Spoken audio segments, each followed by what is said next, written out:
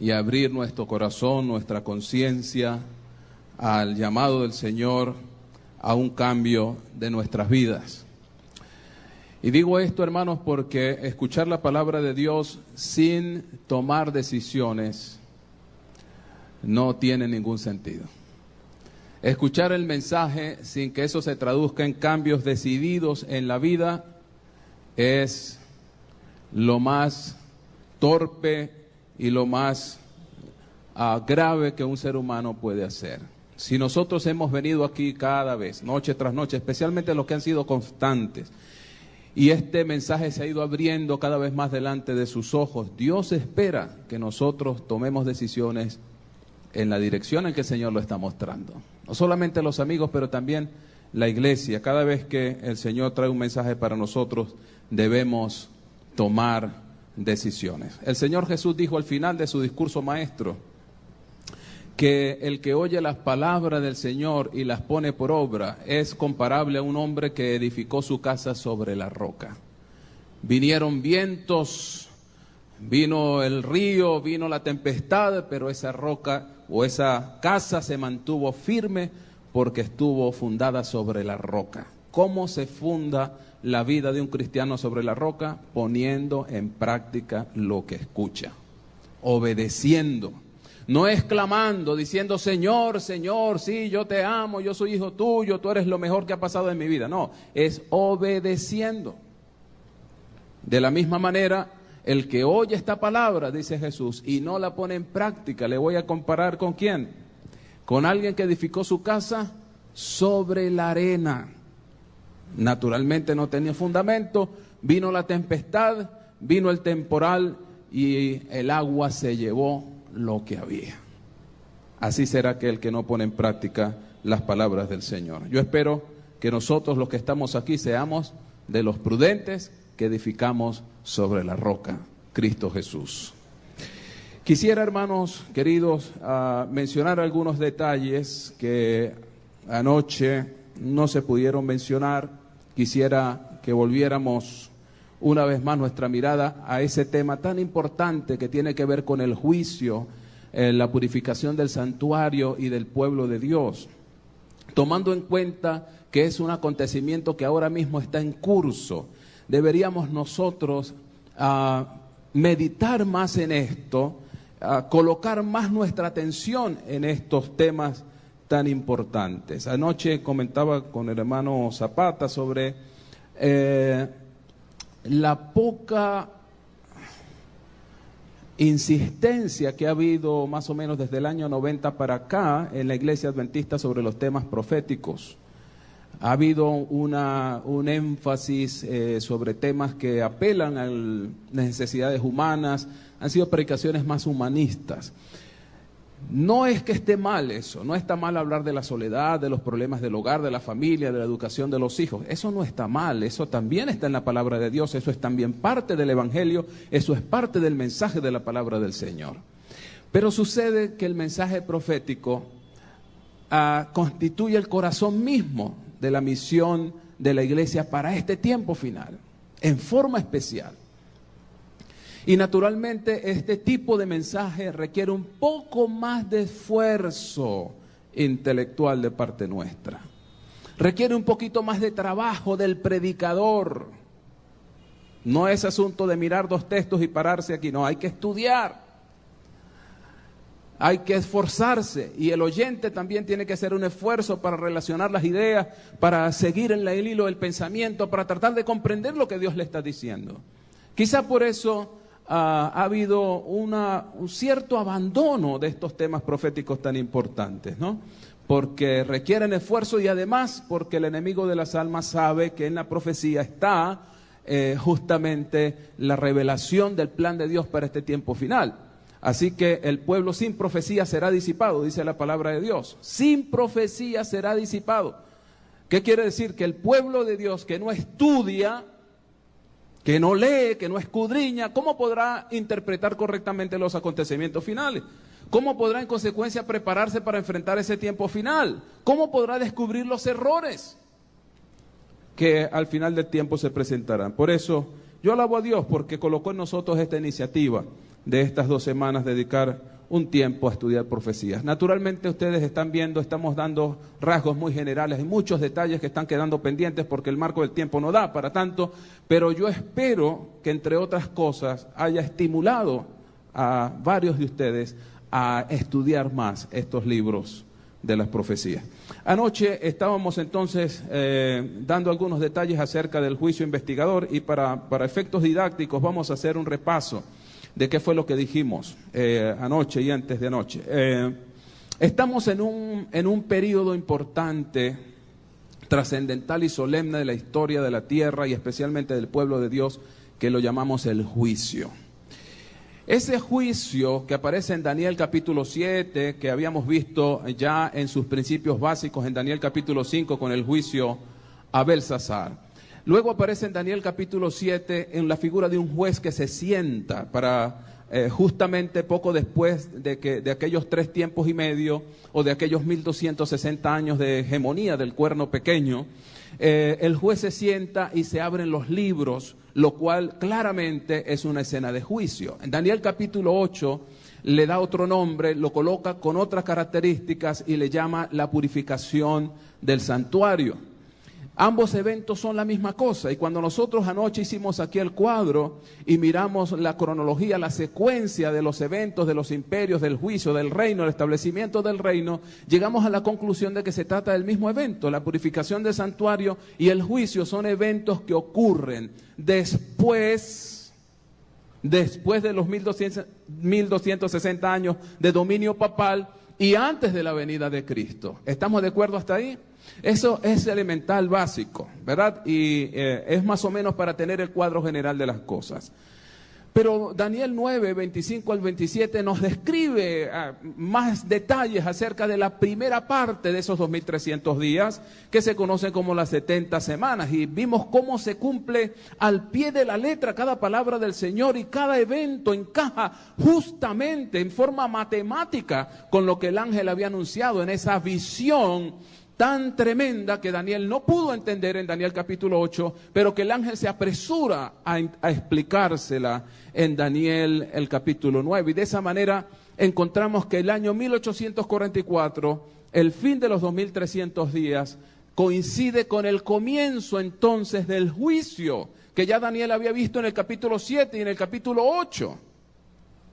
Ahora cuando nosotros tocamos el tema del santuario, anoche mencionamos Levíticos capítulo 16, encontramos que el santuario tenía una serie de ritos y ceremonias, claro está que se celebraban durante todo el año, pero básicamente el santuario tiene dos grandes servicios o dos grandes ministerios, uno que se realiza diariamente durante todo el año y un servicio anual. Ese servicio diario que se hace cada vez o se hacía cada vez en el año, en cualquier momento del año, se efectuaba especialmente en el lugar santo, en el primer departamento del santuario. Pero el servicio anual, el último, el final, que llaman los judíos el Yom Kippurim, o que para ellos también es un día de juicio, es un día de ajuste de cuentas, un día de revisión de las cuentas de cada quien, y se limpia el pueblo, el santuario se purifica, es un servicio importantísimo, se ejecuta especialmente en el lugar santísimo, es decir, el segundo departamento de ese santuario. En Daniel el capítulo 9, vamos a ir, Hebreos quiero decir, disculpen, en el libro de Hebreos, el capítulo 9.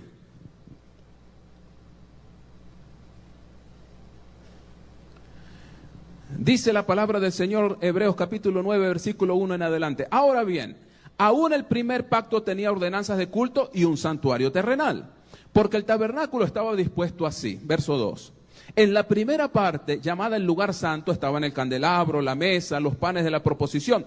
Tras el segundo velo estaba la parte del tabernáculo que se llama lugar santísimo, el cual tenía un incensario de oro y el arca del pacto cubierta de oro por todas partes, en la que estaba una urna de oro que contenía el maná, la vara de Aarón que reverdeció y las tablas del pacto, y sobre ella los querubines de gloria que cubrían el propiciatorio, de las cuales cosas no se puede ahora hablar en detalle. Y así dispuestas estas cosas, en la primera parte del tabernáculo entran los sacerdotes continuamente para cumplir los oficios del culto, pero en la segunda parte solo el sumo sacerdote una vez al año, no sin sangre, la cual ofrece por sí mismo y por los pecados de ignorancia del pueblo.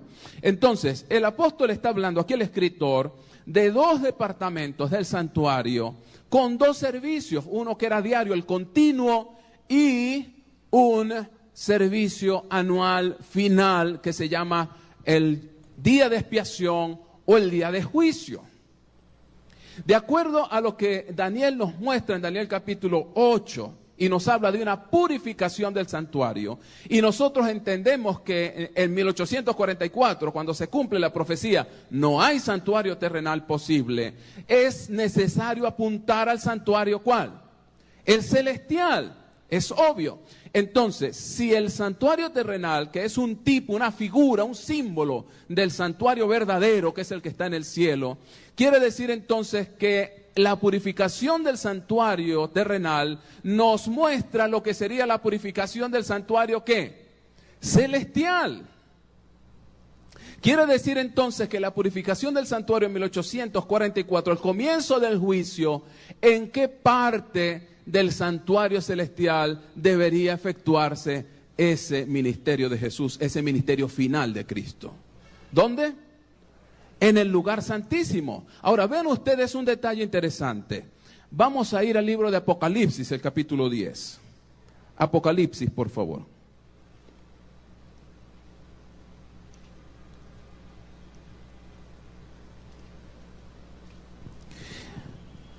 Apocalipsis, el capítulo 10. Quisiera llamar la atención de ustedes especialmente al verso 5 hasta el 7. Dice, y el ángel que vi en pie sobre el mar y sobre la tierra levantó su mano al cielo. ¿Qué dijimos nosotros que representa este ángel? A ver si hacemos un poco de memoria. ¿Qué dijimos nosotros que representa este ángel? El mensaje adventista, ¿recuerdan? El mensaje que había de ser mundial, por eso está en la tierra y el mar. Ahora dice, juró por el que vive por los siglos de los siglos, que creó el cielo y las cosas que están en él, y la tierra y las cosas que están en ella, y el mar y las cosas que están en él, que el tiempo no sería más, sino que en los días de la voz del séptimo ángel, cuando él comience a tocar la trompeta, el misterio de Dios se consumará como él lo anunció a sus siervos los profetas. En la voz del séptimo ángel, cuando comience a tocar la séptima trompeta. No podemos hablar en detalle de estas cosas, como dice el mismo escritor de Hebreos anteriormente. No podemos hablar en detalle de estas cosas, pero sí les puedo decir que de acuerdo a la interpretación profética, escatológica, adventista, como nosotros percibimos que Dios nos ha revelado este mensaje, la séptima trompeta ya sonó. Y ahora mismo nosotros estamos bajo la séptima trompeta. Vean ustedes lo que dice Apocalipsis capítulo 11, por favor.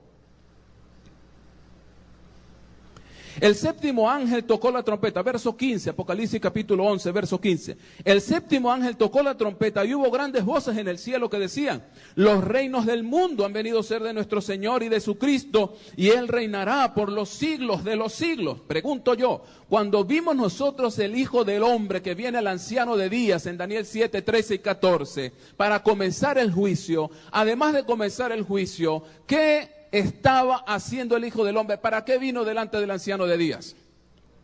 Para recibir el reino. ¿Se acuerdan? Dice, vino para recibir el reino, el dominio.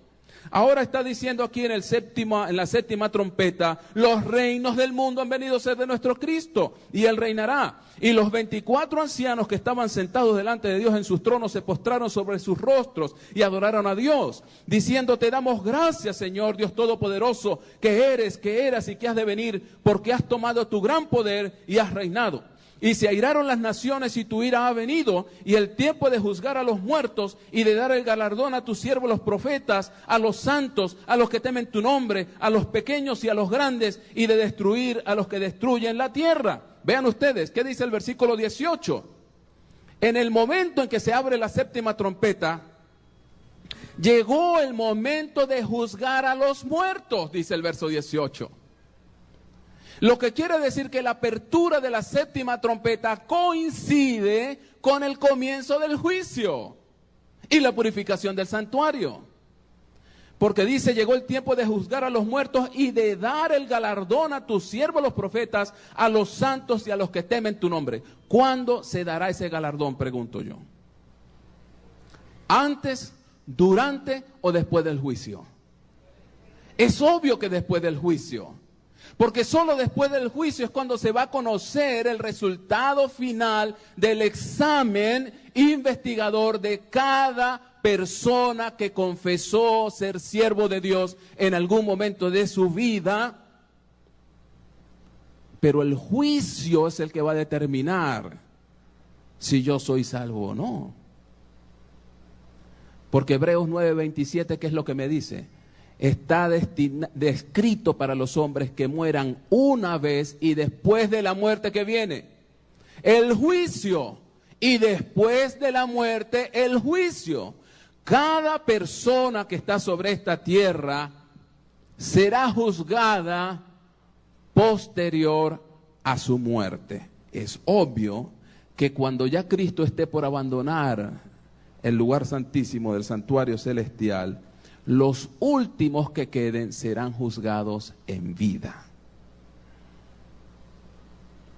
¿Se capta la idea? Los últimos tendrán que ser juzgados mientras están vivos. Pero de resto, todo ser humano, dice la palabra del Señor, está establecido para ellos, determinado, que mueran una vez. Y después de esto que viene, el juicio. Ahora dicen que después de juzgar a los muertos se le da el galardón a sus siervos.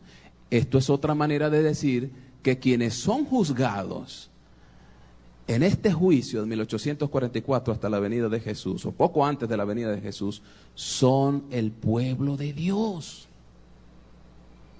Los que alguna vez dijeron ser parte del pueblo de Dios, porque el resultado de ese juicio es que se le da el galardón. El resultado de ese juicio, dice Daniel 7, 13 y 14, es que se le da el dominio, el reino y se le da el premio, el galardón a los hijos del Señor, a los siervos del Señor. Y luego dice en el verso 19, y el templo de Dios fue abierto en el cielo y el arca de su pacto se veía en el templo. Pregunto, hermanos, ¿dónde está el arca? Según leímos ahora en Hebreos 9. ¿Dónde está el arca? En el santuario, en el lugar santísimo. ¿Qué es lo que abre la séptima trompeta? El lugar santísimo, porque dice, el templo de Dios se abrió. ¿Qué fue lo que se abrió? El velo que cubre el lugar santísimo. ¿Cuándo ocurrió la séptima trompeta? Es obvio que la séptima trompeta, hermanos queridos, es el inicio del tiempo del fin. ¿Cuándo comenzó el tiempo del fin? En 1844. Es por eso que el libro de Daniel, la mayoría de sus profecías, por no decir casi todas, llegan hasta 1844. Usted tiene que completar este estudio, usted tiene que leer Apocalipsis y estudiarlo.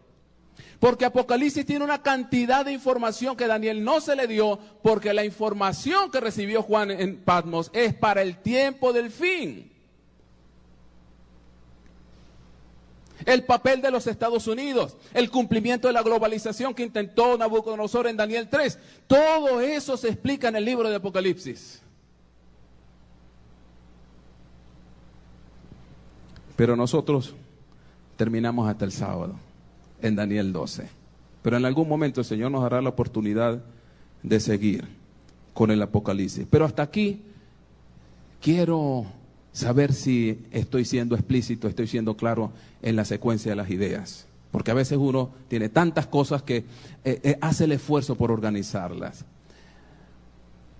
La séptima trompeta que anuncia el tiempo del fin, el juicio investigador, la apertura del lugar santísimo en el santuario celestial, porque es lo que está viendo Juan. ¿Qué juicio está viendo Juan aquí en Apocalipsis capítulo 11? ¿El juicio de quién dice? De los santos, de los muertos, para darles luego el galardón correspondiente. Ahora, hermanos, este tema del juicio debe llenarnos de dos cosas. de una mayor conciencia como hijos de Dios. Nosotros no podemos vivir la vida cristiana al garete. No podemos vivir la vida cristiana livianamente. No podemos nosotros vivir como si no estuviera pasando nada. Tenemos que hacer conciencia de la deformidad, del pecado, de la santidad de Dios y de su ley, y de lo que se requiere de nosotros como pueblo para ser contados entre los salvos. Pero la otra cosa que debe impresionarnos, lo vamos a mencionar ahora porque vamos a entrar en el capítulo 10 de Daniel. Recuerden que mañana no sé cómo vamos a hacer, pero mañana tenemos que estar en el capítulo 11, lo haremos muy rápidamente, y el sábado estaremos en el capítulo 12. Pero hoy tenemos que tocar Daniel 10. Pero antes de tocar Daniel 10, que va a ser un mensaje extraordinario de esperanza para todos nosotros, quiero concluir algunas ideas muy claras y muy básicas que yo quisiera que tengamos en mente. Cuando Daniel vio en la escena del juicio y se sentó el juez, los libros fueron abiertos. ¿Qué clase de libros son esos? Existen registros en el cielo. Nosotros decíamos anoche, nuestro cerebro registra absolutamente todo.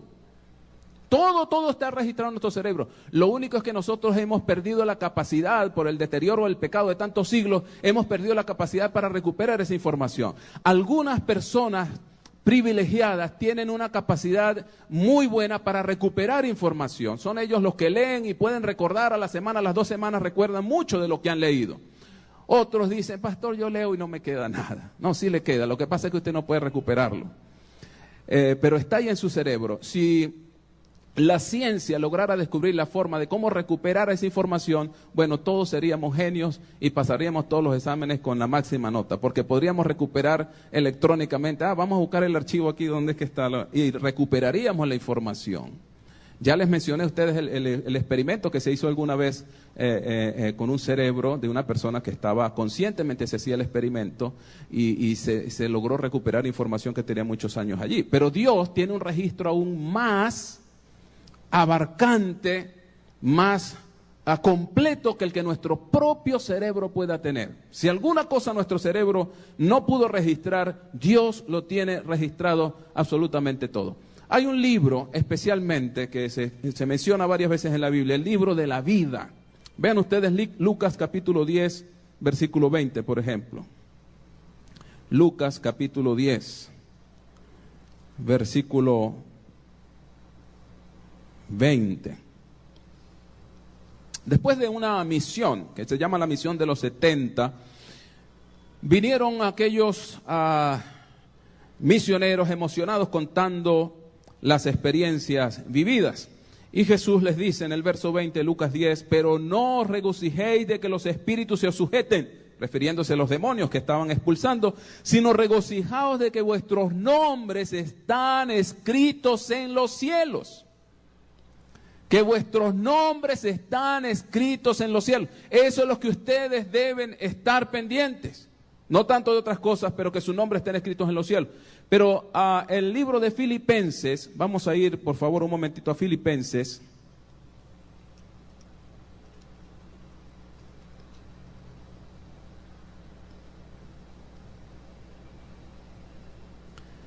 Filipenses capítulo 4, versículo 3.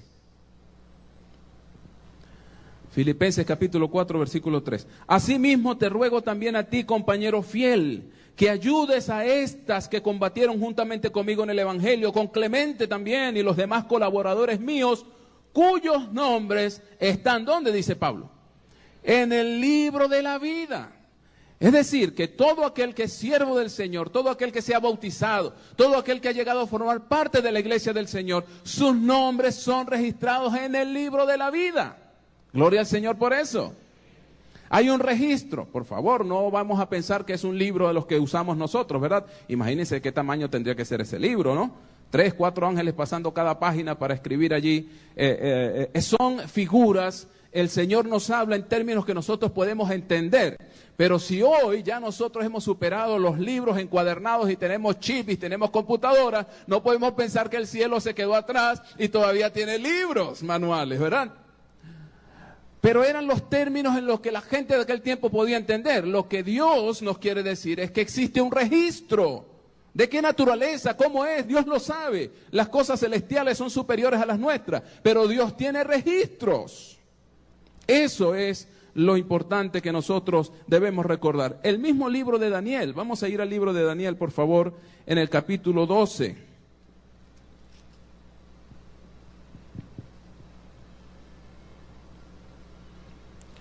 Daniel capítulo 12, el versículo 1 dice: en aquel tiempo se levantará Miguel, el gran príncipe que está de parte de los hijos de tu pueblo, y será tiempo de angustia, cual nunca fue desde que hubo gente hasta entonces. Pero en aquel tiempo será libertado tu pueblo, todos los que se hallen escritos, ¿dónde dice? En el libro. Vean ustedes qué importante es esto. Entonces, existe un registro donde el Señor tiene los nombres de cada uno de nosotros. Pero no solamente tiene nuestros nombres. Hay otras cosas que están escritas también allí. Y yo quiero invitarles a buscar ahora el libro de Malaquías. Libro de Malaquías, por favor. El capítulo 3, libro de Malaquías, capítulo 3.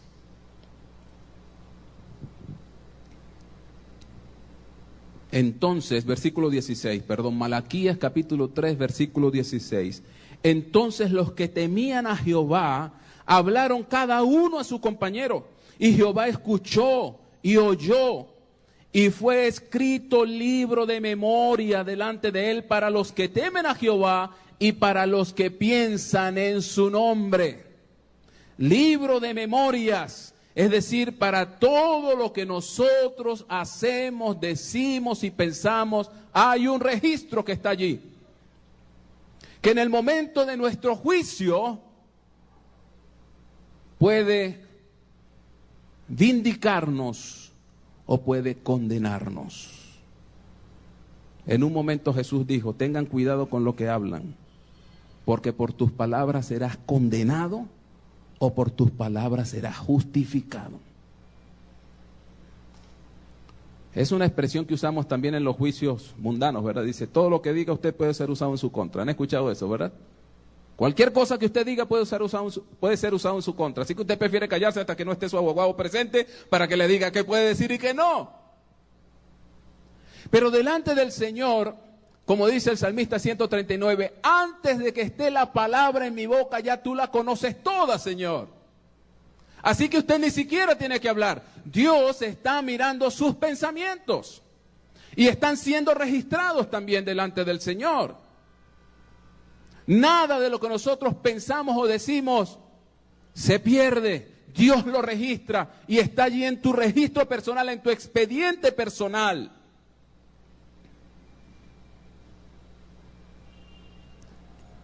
Y si tú mueres antes de que Cristo venga y se desate lo que tiene que venir, en algún momento vendrá tu caso, se abrirá tu expediente y vamos a ver aquí lo que dijo Iván. Vamos a ver qué fue lo que Iván pensó, vamos a ver su récord de vida. Lo leímos, Salomón dijo en Eclesiastés 12, 13 y 14, Dios traerá toda obra a juicio, incluso las que están encubiertas de los ojos humanos, pero los ojos de Dios, ¿qué hay encubierto? Nada. Todo lo que dije, pensé, hablé. Quizá mi papá no se dio cuenta, a lo mejor mi mamá no lo escuchó, probablemente mi familia nunca lo supo, a lo mejor el pastor o la iglesia no se enteraron, pero Dios se entera absolutamente de todo y allí está ese registro. Ahora, ¿qué sucede, hermanos queridos? ¿Podemos o pueden nuestros nombres salir del libro de la vida? Una vez que usted es registrado en el libro de la vida, usted confesó al Señor Jesús, le entregó su vida, se bautizó, llegó a ser parte del pueblo de Dios, ¿será que entonces para siempre ese nombre quedará escrito allí? Haga lo que usted haga, ¿quedará ese registro allí? No. El libro de Éxodo, el capítulo 32, vean ustedes lo que dice allí. Éxodo capítulo 32.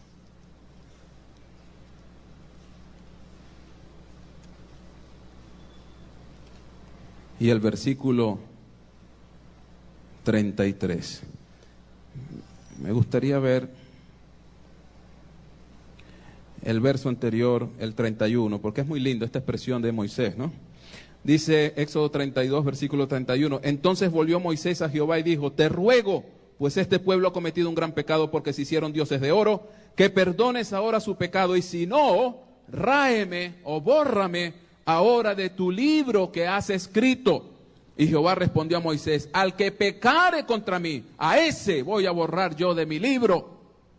Entonces, el hecho de que usted esté registrado en el libro de la vida no quiere decir que ese nombre permanecerá allí.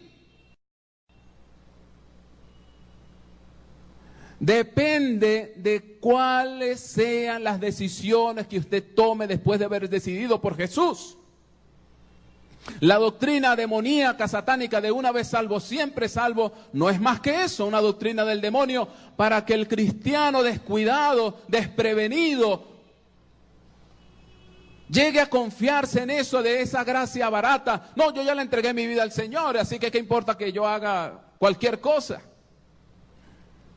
Como aquella doctrina terrible que salió por mediados del siglo XIX cuando la iglesia adventista comenzaba. La doctrina de la carne santa. No, yo soy santo, pero en mi mente yo soy santo. Mi cuerpo es otra cosa, lo que haga el cuerpo, eso es él.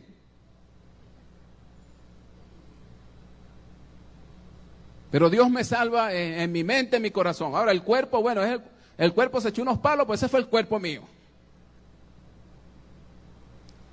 Y fui y me acosté por allí con alguien que no era mi esposa. A veces fue el cuerpo mío, pero yo con Dios estoy listo y yo voy para el cielo.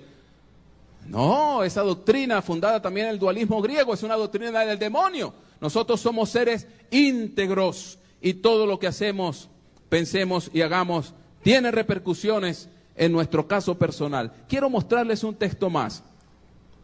Disculpen que le esté dando tantos textos de la Biblia, pero ¿de qué otra manera podríamos comprobar lo que estamos diciendo? Ezequiel capítulo 18, por favor. Mire, es importante que usted entienda esto. ¿Por qué esto solo lo enseña la Iglesia Adventista del Séptimo Día? Sépalo. Solo aquí se enseña esto.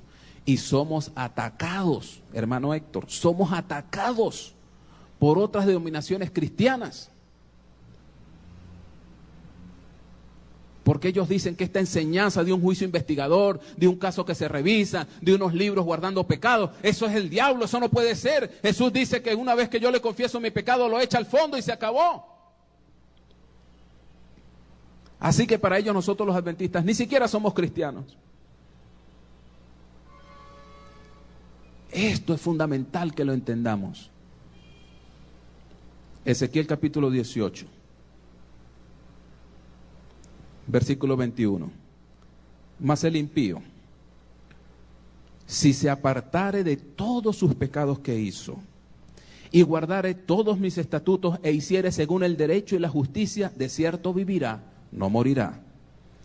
Todas las transgresiones que cometió no le serán recordadas. En su justicia que hizo, vivirá. Todas las transgresiones que cometió no le serán recordadas.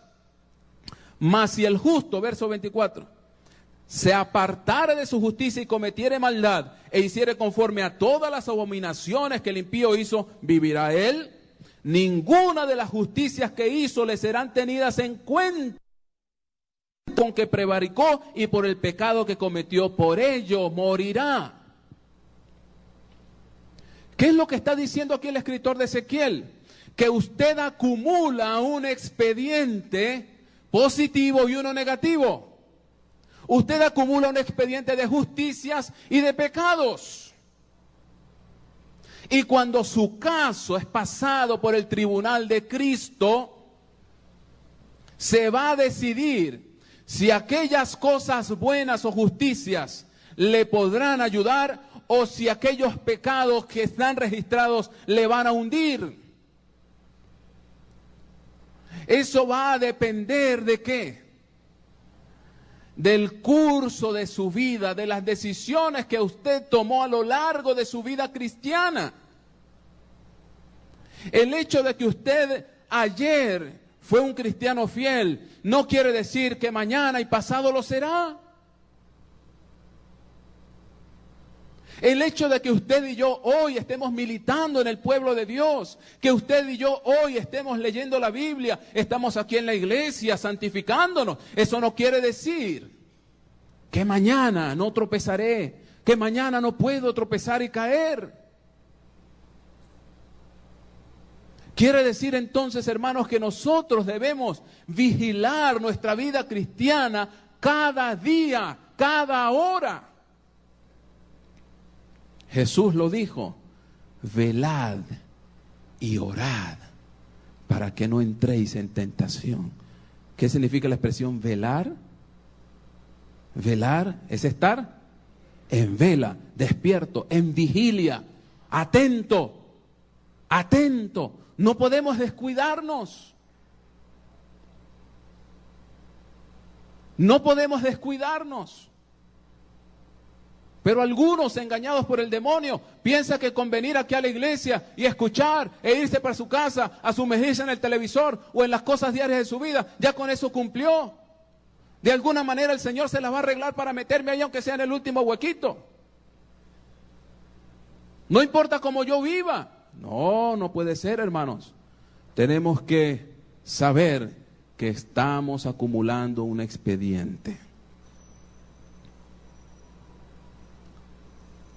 Me gusta la expresión del apóstol Pablo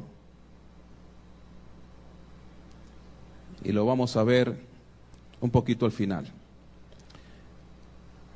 Antes de conocer esa expresión del apóstol Pablo, yo quiero invitarles a Daniel capítulo 10.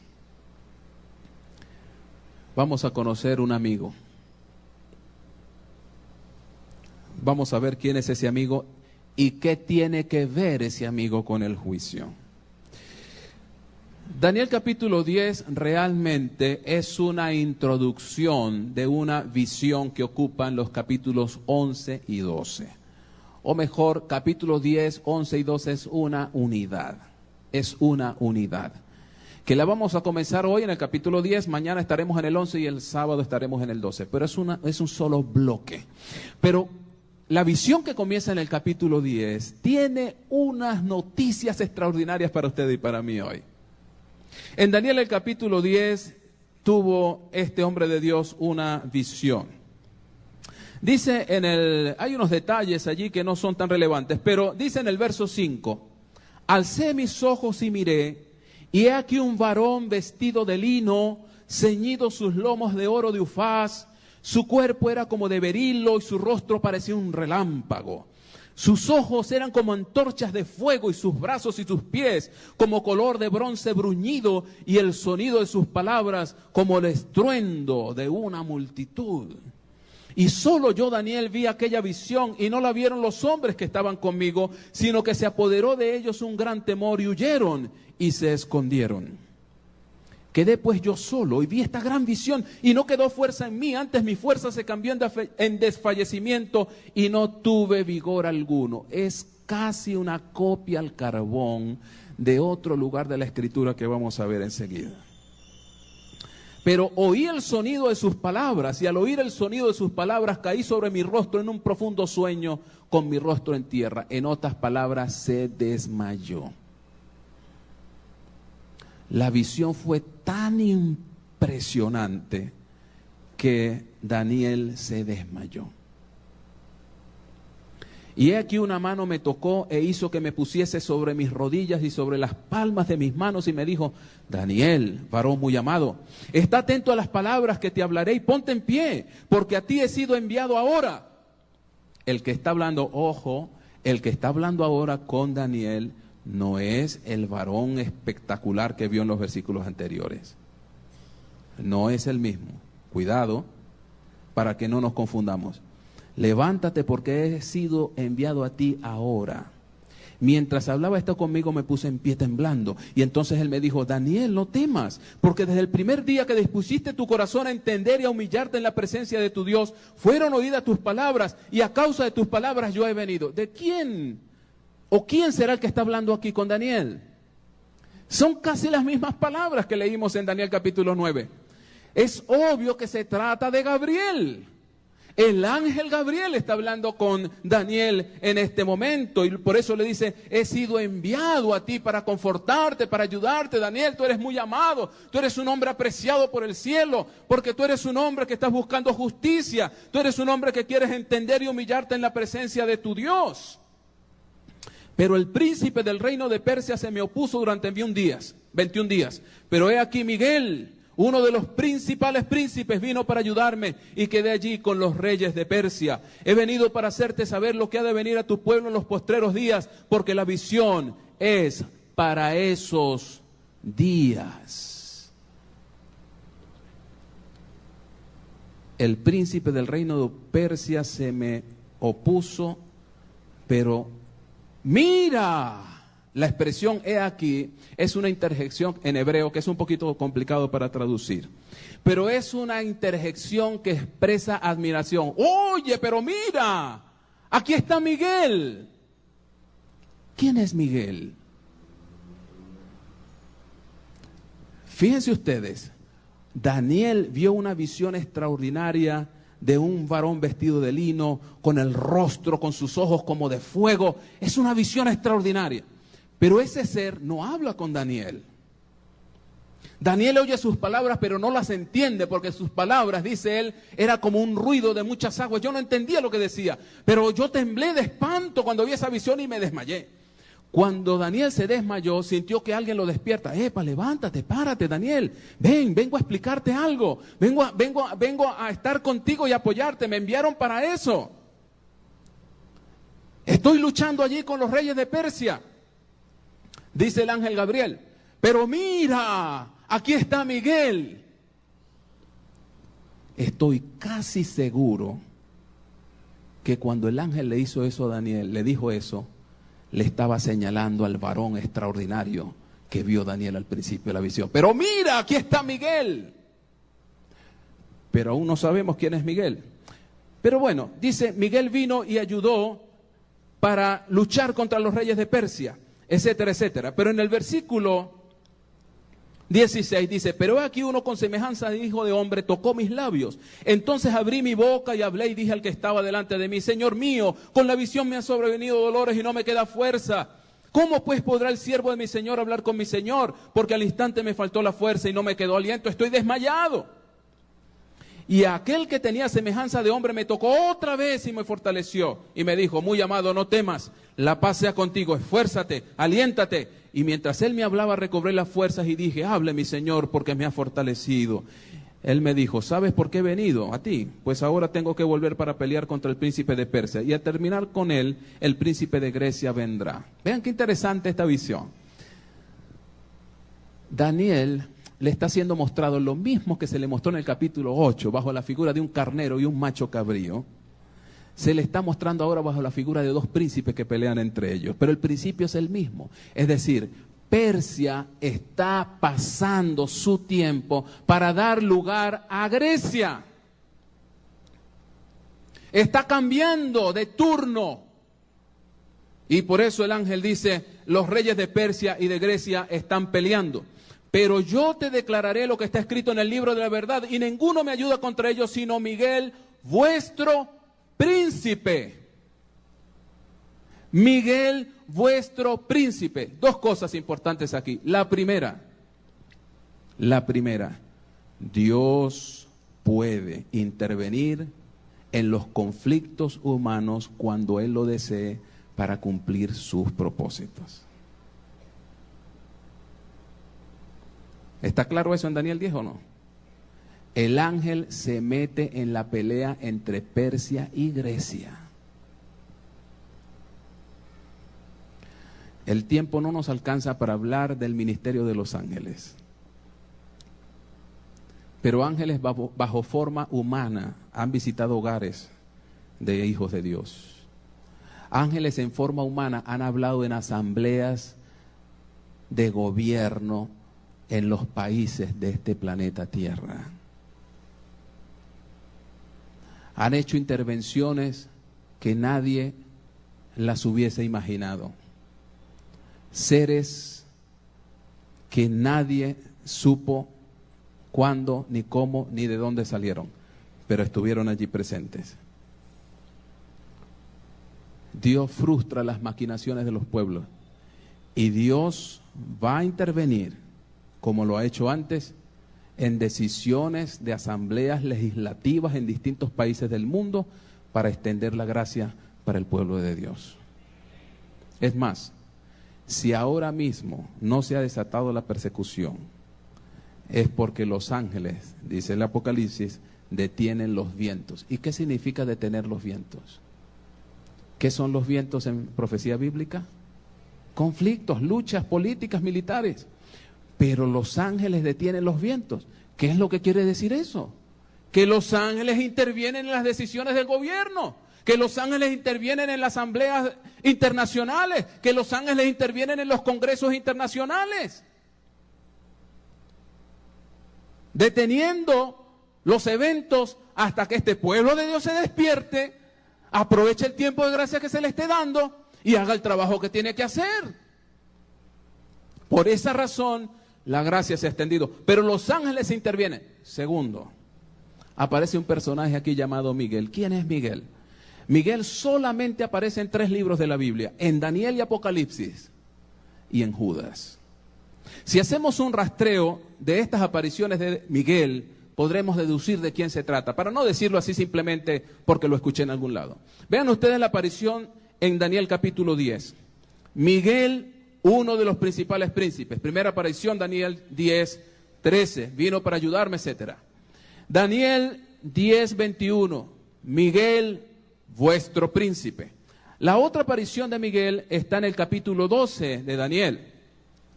En aquel tiempo se levantará Miguel, el gran príncipe que está de parte de los hijos de tu pueblo. En otras palabras, Miguel está a favor de la iglesia. ¿Es correcto, sí o no?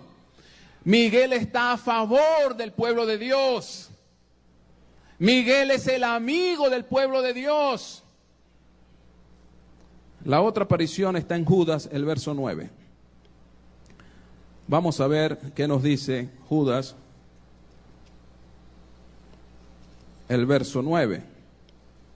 Esa pequeña cartita, ¿verdad?, que está allí justo antes de Apocalipsis.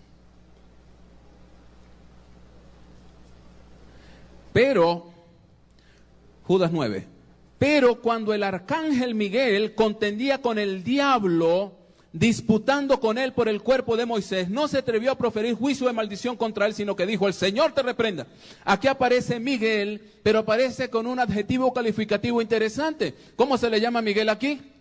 Arcángel, arcángel.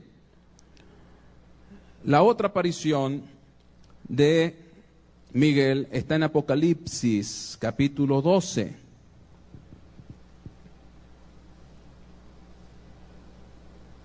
El versículo 7.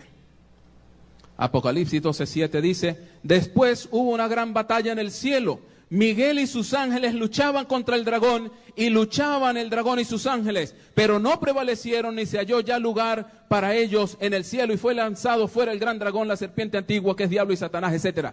Aquí aparece Miguel entonces peleando ¿con quién? Con Satanás. En Judas aparece Miguel peleando ¿con quién? Con Satanás, peleando por el cuerpo de Moisés. Satanás no quería que Moisés fuera resucitado, ¿verdad? Lo cual ocurrió efectivamente porque apareció en el monte de la transfiguración junto a Elías y Jesús.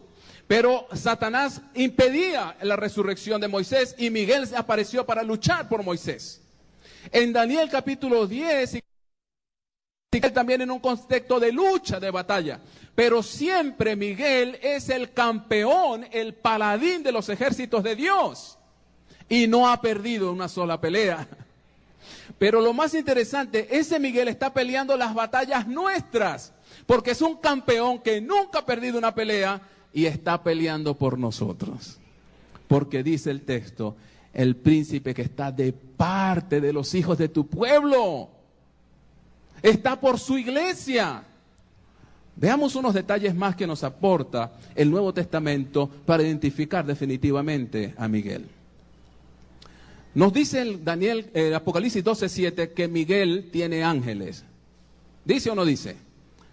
Apocalipsis 12:7 dice, luchaban Miguel y sus ángeles. Es decir, que este ser especial, que obviamente es un ser celestial, la escena de pelea que se registra en Apocalipsis no es en el terreno humano, es una batalla en el cielo. Dice, luchaban en el cielo Miguel y sus ángeles. Este es un ser celestial, pero que tiene ángeles a su mando. ¿Correcto? Porque dice Miguel y sus ángeles. Ahora vean ustedes lo que dice Judas. Judas, verso 9.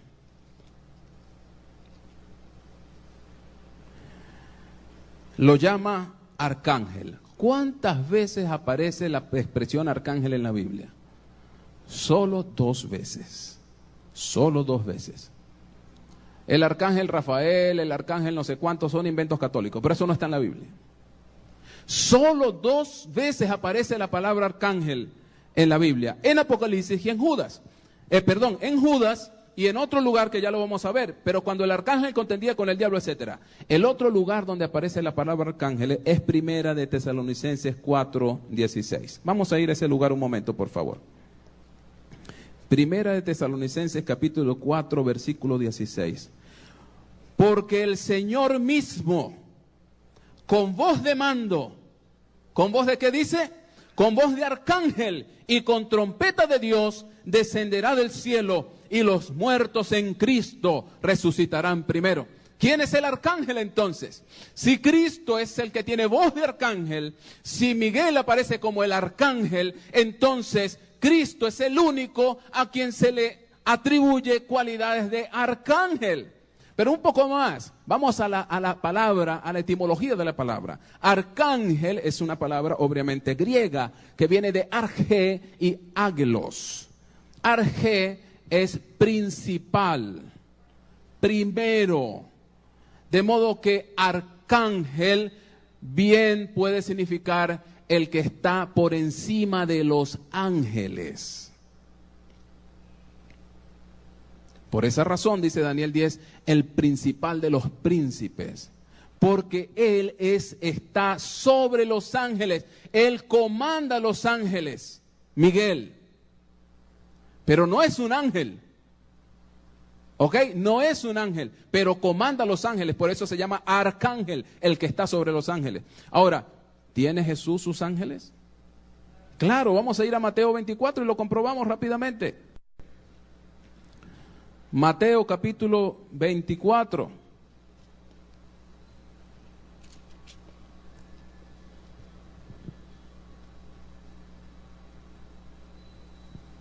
El versículo 30 dice, entonces aparecerá, Mateo 24:30, entonces aparecerá la señal del Hijo del Hombre en el cielo, y entonces lamentarán todas las tribus de la tierra, y verán al Hijo del Hombre viniendo sobre las nubes del cielo, con poder y gran gloria, y enviará sus ángeles con gran voz de trompeta, y juntarán a sus escogidos de los 4 vientos, desde un extremo del cielo hasta el otro, enviará a sus ángeles. Miguel tiene sus ángeles, Cristo tiene sus ángeles. En consecuencia, la conclusión más obvia es que Miguel es Cristo. Una cosa más. ¿Qué significa Miguel? Eso viene de una expresión hebrea Micael, que traduce algo así como ¿quién como Dios? ¿Quién como Dios? Pero algunos eruditos piensan que podría también traducirse no solo en forma interrogativa, sino en forma afirmativa, ¿quién es como Dios? ¿Y quién es como Dios sino Jesucristo? Cristo es como el Padre. El que me ha visto a mí ha visto al Padre, le dijo Jesús a Felipe. Entonces, en consecuencia, Miguel El príncipe que está a favor nuestro es nuestro Señor Jesucristo. Pero vean ustedes cómo aparece Miguel aquí. No solamente está interviniendo en los asuntos de la tierra, sino que además en el capítulo 12 de Daniel vamos a ver algo interesante. Daniel capítulo 12, versículo 1. Vamos a hablar de esto un poco más en detalle el sábado, pero les quiero adelantar esto. No puedo contener lo que está dentro de mí. Dice Daniel 12:1. En aquel tiempo se levantará Miguel, el gran príncipe que está de parte de los hijos de tu pueblo, a favor de tu pueblo, y será tiempo de angustia. Por favor, lleven el hilo de los acontecimientos. Se levanta Miguel y comienza, ¿qué cosa? El tiempo de angustia, cual nunca fue desde que hubo gente hasta entonces. Pero en aquel tiempo, ¿qué tiempo? En el tiempo de angustia será libertado tu pueblo. Todos los que se hallen escritos, ¿dónde? En el libro. ¿Cómo se sabe quiénes están escritos en el libro? ¿Cómo se sabe? ¿Cómo? Claro, están escritos en el libro, pero no todos van a quedar en el libro, ¿estamos de acuerdo? No todos van a quedar en el libro. El que peque contra Dios será borrado del libro, aunque haya sido de sus 80 años, vivió 79 años y 11 meses con 29 días y 23 horas, vivió como un fiel cristiano, pero falló al final, su nombre puede ser borrado del libro de la vida. Pero entonces dice aquí que cuando se levante Miguel, comienza el tiempo de angustia, pero serán librados los que se hallen escritos en el libro. ¿Qué es lo que está diciendo Daniel aquí? Los que pasaron el juicio y sus nombres quedaron en el libro. Entonces, ¿qué es lo que está diciendo aquí Daniel 12:1? Cuando se levanta Miguel, ¿qué es lo que hace Miguel? Miguel termina el juicio investigador. Miguel sale del santuario celestial, y cuando Miguel, Jesús, sale del santuario celestial, no hay intercesión para nadie en el cielo. Y comienza sobre esta tierra un tiempo de angustia como ningún ser humano la ha vivido. Un tiempo de angustia como este planeta Tierra no lo ha conocido. Los únicos que podrán pasar por ese tiempo de angustia y sobrevivir, ¿quiénes serán? Los fieles de Dios, cuyos casos pasaron por el juicio y fueron hallados justos. Sus nombres permanecen en el libro de la vida. No podemos adelantar más de Daniel 12, pero no podía dejar de decírselos, porque Daniel capítulo 10 es Miguel. Pero yo quiero sobre todas las cosas que recuerdes algo esta noche. Miguel está a nuestro favor. Miguel está a nuestro favor. El juicio no es para condenarnos. Dios está haciendo un juicio para al final de él entregarle el reino a sus hijos amados. Todo lo que Dios está haciendo por nosotros es para procurar nuestra salvación. Y como dijera un escritor adventista hace muchos años, es difícil perderse.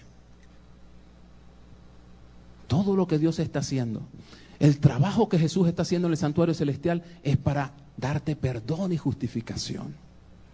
Los ángeles son enviados, dice Hebreos capítulo 1, en la parte final, son enviados a favor de los que han de ser herederos de la salvación. Los ángeles cooperan con nosotros.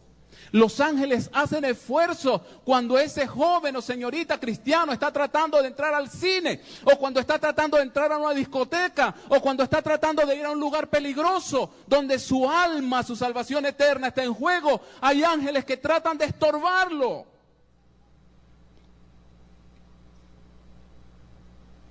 Ángeles en forma humana se acercan para aconsejar a un hombre, una mujer, antes de cometer la falta, el pecado, el adulterio, la fornicación, el robo.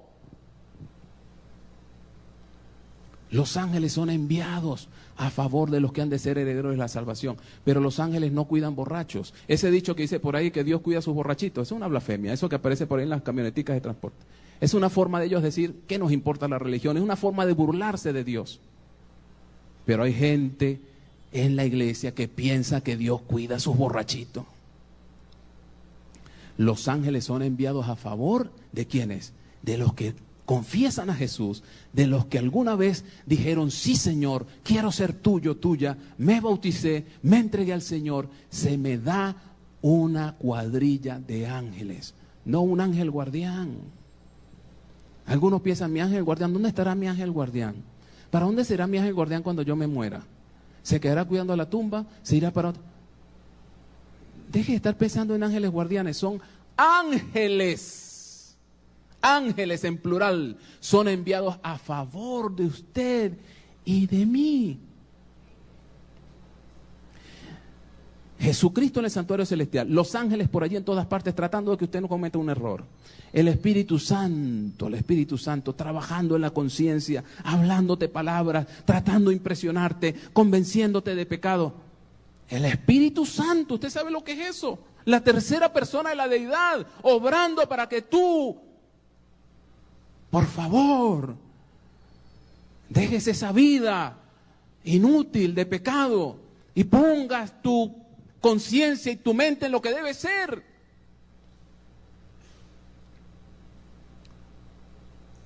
La Biblia, que ahora usted la tiene en su propio idioma. La palabra de Dios.